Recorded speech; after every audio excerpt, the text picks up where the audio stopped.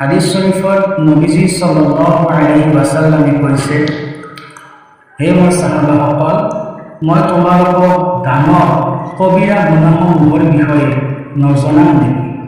তেতিয়া সাহাবাসকলে ক'লে, ইয়া ৰাসূলুল্লাহ সাল্লাল্লাহু আলাইহি ওয়াসাল্লাম, নিশ্চয় কওক।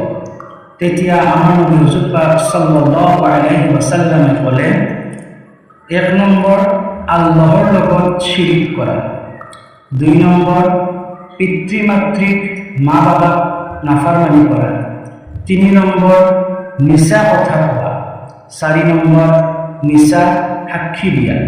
এই ৪টা গুনাহ একেবাৰে ডাঙৰ গুনাহ, যাক কোৱা হয় কবিৰা গুনাহ বুলি। এই কবিৰা গুনাহসমূহ আল্লাহৰ ওচৰত তওবা কৰিলে আল্লাহে নিশ্চয় মাফ কৰিব।